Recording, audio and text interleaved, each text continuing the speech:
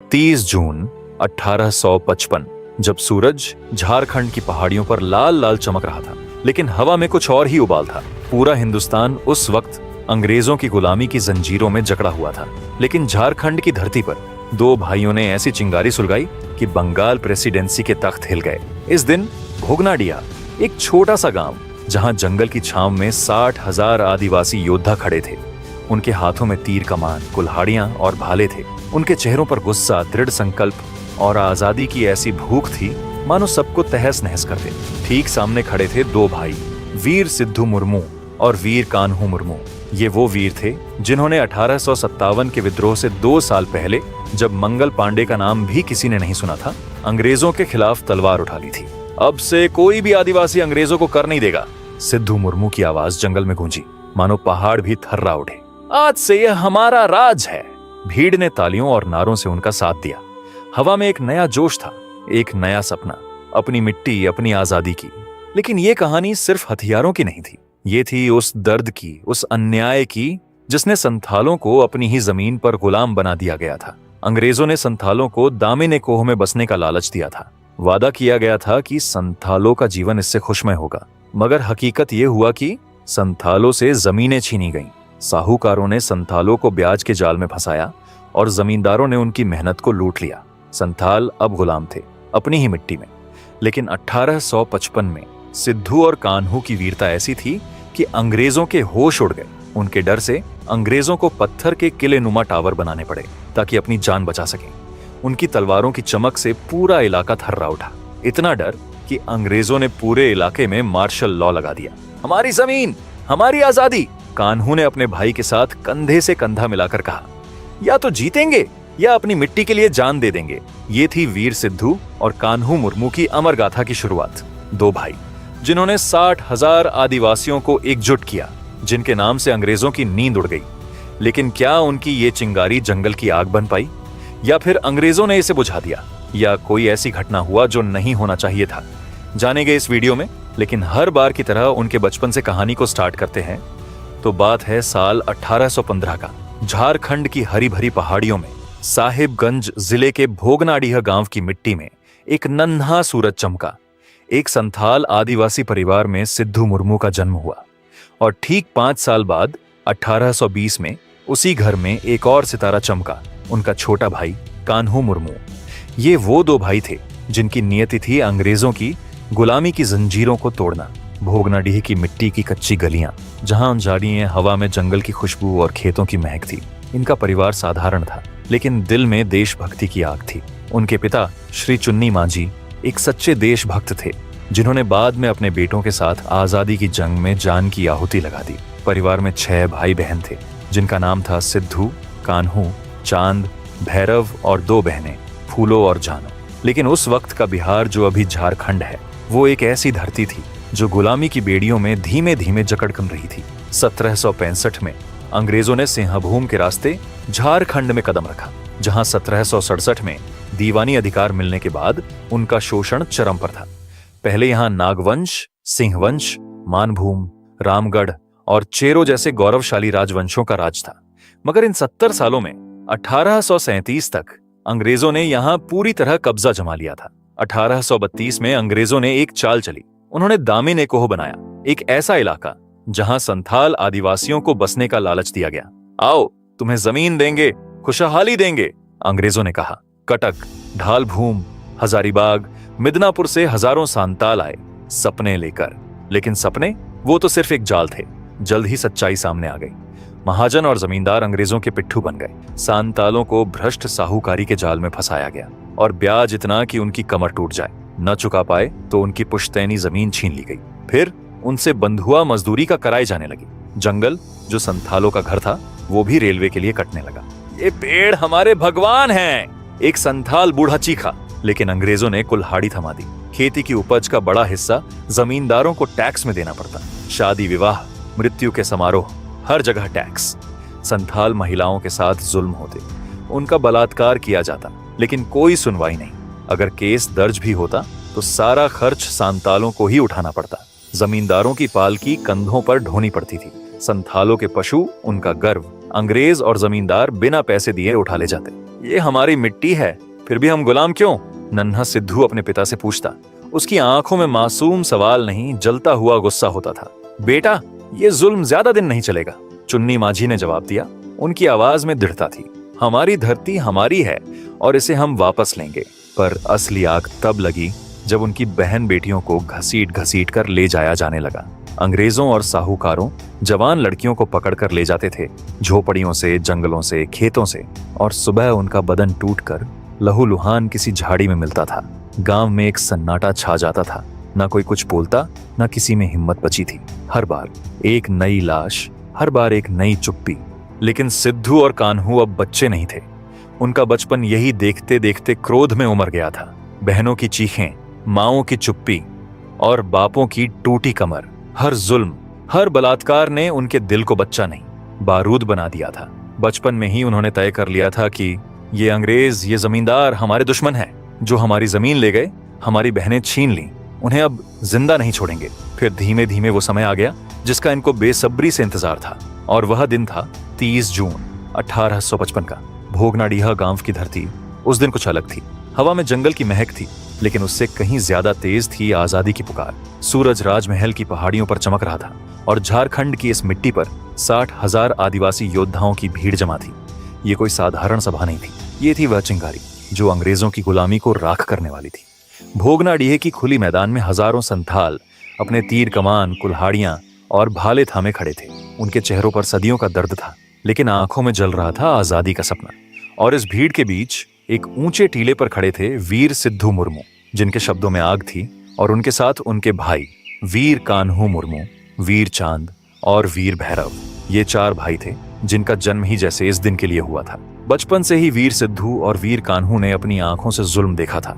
अंग्रेजों और जमींदारों का शोषण, सांतालों की छीनी गई जमीन, उनकी बहन बेटियों पर अत्याचार, हर दृश्य उनके दिल में खंजर की तरह चुभता था। सिद्धू मुर्मू में नेतृत्व की प्राकृतिक चमक थी। उनकी आवाज में जादू था जो हर सुनने वाले को मंत्र मुग्ध कर देता। कान्हू का स्वभाव क्रोध और तेज से भरा था, जैसे कोई तूफान जो रास्ते में आने वाली हर चीज को उड़ा ले जाता। चांद और भैरव वे युद्ध के मैदान के शेर थे, जिनके भाले दुश्मन के सीने को चीरने के लिए बेताब थे। एक रात वीर सिद्धू के सपने में संथालों के पवित्र देवता मारंग बुरु प्रकट हुए। उनकी आवाज गूंजी मानो जंगल की हर पत्ती कांप उठी। सिद्धू, तुम मेरे चुने हुए योद्धा हो, अपनी मिट्टी को जुल्म से आजाद कराओ। उठो और अपनी प्रजा को एकजुट करो। तभी सिद्धू की आंखें खुली और उनके सीने में एक नई आग जल उठी। उन्होंने अपने भाइयों को बुलाया। हमें मारंग बुरु का आदेश मिला है, वीर सिद्धू ने कहा। अब वक्त आ गया है, हमें अपने लोगों को गुलामी की बेड़ियों से मुक्त करना होगा। वीर कान्हू ने मुट्ठी बांधकर जवाब दिया, भैया, अब या तो आजादी या फिर इस मिट्टी में हमारी लाश। सिद्धू ने अपने भाइयों को आदेश दिया, सांताल परगना के हर गांव में हमारा संदेश पहुंचाओ। साल की टहनियों और पत्तों के साथ निमंत्रण भेजो। हर आदिवासी को बुलाओ, हमारी मिट्टी की रक्षा का समय आ गया है। इसके बाद 400 गांवों में संदेश पहुंचाया गया। साल की टहनियां हर घर तक गईं और हर टहनी चीख रही थी, वीर सिद्धू, राजा ने महासभा बुलाई है, अंग्रेजों की गुलामी खत्म करने का वक्त आ गया है। फिर 30 जून 1855 में भोगनाडीह का मैदान सांतालों के सागर से लबालब था। 60,000 आदिवासी, मर्द, औरतें, बूढ़े, जवान, सब एकजुट थे। उनके सामने खड़े थे वीर सिद्धू, जिनकी आंखों में आग थी और आवाज में बिजली। कितने दिन और हम इन अंग्रेजों की गुलामी सहेंगे? सिद्धू की आवाज गूंजी मानो जंगल का हर पेड़ जवाब दे रहा हो। वे हमें कीड़े मकोड़ों की तरह कुचलते हैं, हमारी बहन बेटियों पर जुल्म करते हैं। जब हम न्याय मांगते हैं तो हमारी आवाज दबा दी जाती है। लेकिन अब बस, अब हम चुप नहीं रहेंगे। भीड़ का जोश आसमान छू रहा था। हमारी जमीन, हमारा राज, लोग चीख रहे थे। सिद्धू ने हाथ उठाया और सन्नाटा छा गया। फिर उनकी आवाज फिर गूंजी, आज से संथाल परगना में कोई दिकू, न अंग्रेज, न जमींदार, न जागीरदार हमारी मिट्टी पर राज करेगा। आज से कोई आदिवासी लगान नहीं देगा, कोई अंग्रेजी हुकूमत का आदेश नहीं मानेगा। तीर, धनुष, कुल्हाड़ी, फरसा तैयार रखो। अब हम इन जालिमों को मौत के घाट उतार देंगे। उस पल संथाल परगना की धरती ने एक नया इतिहास लिखा। वीर सिद्धू ने आजादी का ऐलान कर दिया। 4 भाइयों ने जिम्मेदारियां बांटी। सिद्धू बने राजा, जो मुख्य नेता थे। कान्हू और चांद बने उनके मंत्री, जो रणनीति और संगठन संभालते। और भैरव, वो शेर जो सेनापति बनकर युद्ध के मैदान में आग बरसाने वाला था। फिर 7 जुलाई 1855 को झारखंड की धरती पर आग सुलग चुकी थी। भोगनाडीह की महासभा के बाद सांताल परगना की हवा में बगावत की गंध थी। जंगल की हर पत्ती, हर पेड़ मानो वीर सिद्धू मुर्मू और वीर कान्हू मुर्मू के संकल्प को दोहरा रहा हो। उस दिन संथालों ने एक ऐतिहासिक कदम उठाया। सभी आदिवासी कामगारों ने अंग्रेजों और जमींदारों के घरों में काम करना बंद कर दिया। ये था असहयोग की पहली चिंगारी, जो जल्द ही जंगल की आग बनने वाली थी। संथाल परगना के गांवों में सन्नाटा पसरा था। जमींदारों के हवेलियों के बाहर खेत खाली, उनके घरों में चूल्हे ठंडे। कहाँ गए ये संथाल? एक जमींदार ने गुस्से में चीखा, लेकिन जवाब में सिर्फ जंगल की खामोशी थी। ये खामोशी कोई कमजोरी नहीं थी, ये था तूफान से पहले का सन्नाटा। फिर दिग्घी पुलिस स्टेशन में, जहां अंग्रेजों का पिट्ठू दरोगा श्री महेश लाल दत्त बैठता था, साहूकारों और जमींदारों के इशारे पर उसने एक खतरनाक कदम उठाया। वीर सिद्धू और वीर कान्हू को गिरफ्तार करो, उसने अपने सिपाहियों को हुक्म दिया।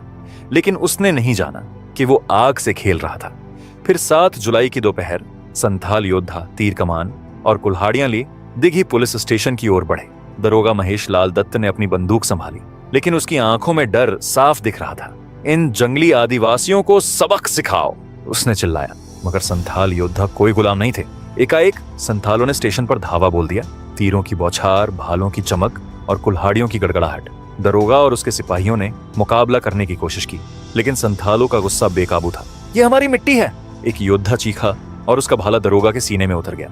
पलक झपकते ही श्री महेश लाल दत्त और उसके सिपाही मिट्टी में मिल गए। ये था संथाल विद्रोह का पहला खून। समकालीन इतिहासकारों ने इसे लिखा। महाजनों, जमींदारों, पुलिस और उनके भ्रष्ट गठजोड़ का ये उचित बदला था। संथालों ने साफ कर दिया कि अब वे चुप नहीं रहेंगे। दिग्घी की इस घटना ने अंग्रेजों की नींद उड़ा दी। ये कोई छोटी बगावत नहीं थी, ये थी अंग्रेजी हुकूमत के खिलाफ खुली जंग। वीर सिद्धू, वीर कान्हू, वीर चांद और वीर भैरव के नेतृत्व में संथाल योद्धाओं ने तालडंगा से सानीथिया, बर्दवान से भागलपुर और राजमहल तक आग लगा दी। हर गांव, हर जंगल, हर पहाड़ी सांतालों की हुंकार से गूंज रही थी। हमारी जमीन, हमारा राज। योद्धाओं की तलवारें चमक रही थीं। उन्होंने मेजर एफ बरोज और उनकी सेना को धूल चटाई। लेफ्टिनेंट श्री टॉलमैन को मौत के घाट उतार दिया और दर्जनों अंग्रेज अधिकारी और सिपाही संथालों के भालों का शिकार बने। अंग्रेजों का डर इतना था कि उन्होंने पाकोड में मार्टेलो टावर बनवाया। पत्थर का ये किलेनुमा ढांचा, जिसमें छोटे छोटे छेद थे, उनकी आखिरी उम्मीद था। इन छेदों से अंग्रेज सैनिक बंदूकें निकालकर गोलीबारी करते, लेकिन संथालों का जोश वो किसी पत्थर से नहीं रुकने वाला था। फिर 8 जुलाई 1855 को 20,000 संथाल युवा, जिनके सीने में आजादी की आग जल रही थी, राजभवन की ओर बढ़े। उनके हाथों में तीर धनुष, फरसे और भाले थे। उनके चेहरों पर डर का नामो निशान नहीं। आज राजभवन हमारा होगा, वीर भैरव ने हुंकार भरी। उनका भाला सूरज की रोशनी में चमक रहा था। राजभवन की दीवारों के पीछे अंग्रेज अधिकारी और सिपाही छिपे थे। इन जंगलियों को रोक लो, एक अंग्रेज अधिकारी चिल्लाया। लेकिन संथालों की ललकार के सामने उनकी बंदूकें खामोश थीं।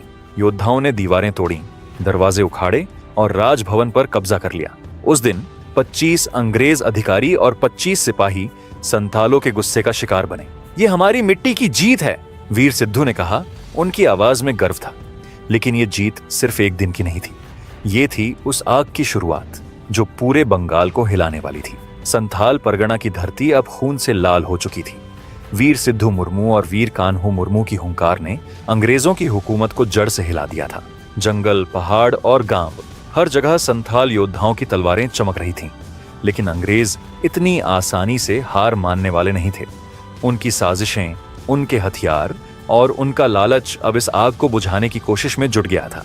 लेकिन इस मुठभेड़ के बाद अंग्रेजों के किलों में सन्नाटा था। उनके चेहरों पर डर की लकीरें थीं। इन सांतालों को रोकना होगा, एक अंग्रेज अधिकारी ने चीखा। और फिर उन्होंने वो किया जो जालिम हमेशा करते हैं, लालच का जाल बिछाया। वीर सिद्धू और वीर कान्हू के सिर पर इनाम रख दिया गया, सोने चांदी का लालच जो कुछ कमजोर दिलों को डिगा सकता था। दुर्भाग्य से कुछ स्थानीय लोग, जिन्हें संथालों का साथ देना था, लालच के आगे झुक गए। पैसे के लिए बेच दो इन वीरों को, अंग्रेजों ने फुसफुसाया और गद्दारी का खेल शुरू हो गया। इधर संथाल योद्धा अपनी पूरी ताकत से अंग्रेजों से भिड़े थे, लेकिन बारूद और बंदूकों की ताकत के सामने उनकी तलवारें कमजोर पड़ने लगीं। वीर चांद और वीर भैरव, जो युद्ध के मैदान में शेर थे, उस दिन घिर गए। अंग्रेजों की गोलियां हवा को चीर रही थीं। भैया, हम हार नहीं मानेंगे, भैरव ने चीखा। उनका भाला अभी भी चमक रहा था, लेकिन एक गोली ने उनके सीने को भेद दिया। वीर चांद भी पास ही गिरे। उनकी आंखों में अभी भी आजादी का सपना चमक रहा था। दोनों भाई उस दिन मिट्टी में मिल गए, लेकिन उनकी कुर्बानी ने संथालों के दिलों में आग को और भड़का दिया। लेकिन अंग्रेजों का लालच की साजिश रंग लाई। कुछ गद्दारों ने अंग्रेजों को कान्हू का पता बता दिया। बांदा गांव के पास एक घने जंगल में वीर कान्हू को घेर लिया गया। हमारी मिट्टी के लिए लड़ना गुनाह नहीं है, उन्होंने गरजते हुए कहा जब अंग्रेज सैनिकों ने उन्हें जंजीरों में जकड़ा। लेकिन उनकी आवाज में डर नहीं बल्कि गर्व था। वीर कान्हू को पकड़कर ले जाया गया। फिर बरहैट की धरती, वही जगह जहां वीर सिद्धू ने दरोगा महेश लाल दत्त को मौत के घाट उतारा था। अब उसी जगह पर अंग्रेजों ने उन्हें घेर लिया। गद्दारी की साजिश ने वीर सिद्धू को भी जंजीरों में जकड़ लिया। उन्हें मेहर सकवार में बंदी बनाया गया और फिर भागलपुर जेल ले जाया गया। बरहैट के उस मैदान में जहां कभी उनकी हुंकार गूंजी थी, अब एक फांसी का फंदा तैयार था। वीर सिद्धू खड़े थे, सिर ऊंचा, आंखों में आजादी की चमक। हमारी मिट्टी को कोई गुलाम नहीं बना सकता, उन्होंने आखिरी बार कहा। फिर फंदा कस गया और उस पल एक वीर योद्धा अमर हो गया। भोगनाडीये, उनका अपना गांव, जहां वीर कान्हू का भी वही हश्र हुआ। अपने घर की मिट्टी पर, अपने लोगों के सामने उन्हें फांसी दी गई। लेकिन उनकी आंखों में पछतावा नहीं था, केवल गर्व था अपनी धरती के लिए दी गई कुर्बानी का। इससे संथाल लोगों में इतना गुस्सा भरा कि 10 नवंबर 1855 को संथालों में बगावत कर दिया। इस बगावत ने अंग्रेजों को इतना डरा दिया कि उन्होंने बर्दवान, भागलपुर और मुर्शिदाबाद में मार्शल लॉ लगा दिया। बिडवेल को नाडिया डिवीजन का विशेष कमिश्नर बनाया गया। हर गांव, हर जंगल में अंग्रेज सैनिक छा गए। गोलियां, जंजीरें और फांसी, हर तरफ खौफ का मंजर था। फिर 3 जनवरी 1856 को मार्शल लॉ हटा। लेकिन तब तक सांताल विद्रोह के हर नेता को या तो फांसी दे दी गई थी या युद्ध में मार डाला गया था। दिसंबर 1855 में एक्ट 37 के तहत संथाल परगना को गैर विनियमन जिला बनाया गया। एशले ईडन इसके पहले डिप्टी कमिश्नर बने। संथाल विद्रोह खत्म हुआ, लेकिन उसकी गूंज कभी खत्म नहीं हुई। इस बगावत ने अंग्रेजों को मजबूर किया कि वे संथाल परगना को अलग जिला बनाएं। साहूकारी प्रथा पर कुछ रोक लगी। आदिवासियों के लिए विशेष कानूनी प्रावधान बने। लेकिन इससे भी बड़ा था इसका दीर्घकालिक असर। सोचिए उस आग को जो वीर सिद्धू और वीर कान्हू ने जलाई थी। वो आग 1867 के सिपाही विद्रोह की चिंगारी बनी। संथाल विद्रोह ने भारत में आदिवासी चेतना को जन्म दिया। पहली बार आदिवासियों ने संगठित होकर अपनी आवाज बुलंद की। ये थी भारतीय स्वतंत्रता संग्राम की वो आधारशिला जिसने आने वाली पीढ़ियों को बताया कि अपनी मिट्टी के लिए लड़ना कोई गुनाह नहीं है। हमारी मिट्टी, हमारा राज। वीर सिद्धू की वो हुंकार आज भी संथाल परगना के जंगलों में गूंजती है। संथाल परगना की धरती आज भी उन वीरों की गाथा गुनगुनाती है। वीर सिद्धू मुर्मू, वीर कान्हू मुर्मू, वीर चांद और वीर भैरव, इन भाइयों ने अपनी मिट्टी के लिए सब कुछ न्योछावर कर दिया। उनके खून ने जंगलों को लाल किया। उनकी हुंकार ने अंग्रेजों की नींद उड़ा दी। लेकिन शर्म की बात है दोस्तों, आज हम इन वीरों को भूलते जा रहे हैं। इतिहास के पन्नों में उनकी गाथा दब सी गई है। स्कूलों की किताबों में, बातों की महफिलों में इनके नाम गुम हो गए। जिन्होंने 1857 से पहले ही अंग्रेजों को ललकारा, जिनके बलिदान ने स्वतंत्रता संग्राम की नींव रखी, उन वीरों को हम कितना कम याद करते हैं। लेकिन उनकी कहानी खत्म नहीं हुई। उनकी आग आज भी संथाल परगना के जंगलों में, उन पहाड़ियों में, उन गांवों में जल रही है। ये हमारी जिम्मेदारी है कि हम उनकी गाथा को जिंदा रखें, उनके सपने को पूरा करें। और अगर आप ऐसी ही एक और अमर गाथा, धरती के भगवान कहे जाने वाले वीर बिरसा मुंडा की कहानी सुनना चाहते हैं, जिन्होंने अंग्रेजों के खिलाफ जंगल में तूफान खड़ा किया था, तो स्क्रीन पर दिख रहे वीडियो को जरूर क्लिक करें। उनकी कहानी भी उतनी ही प्रेरक है जितनी इन दोनों भाइयों की। चलते चलते एक सवाल छोड़ जाता हूं, अगर आज वीर सिद्धू और कान्हू हमारे बीच होते तो क्या वो हमारी खामोशी को देखकर गर्व करते? सोचिए और उनकी गाथा को अपने दिल में जिंदा रखिए। जय हिंद।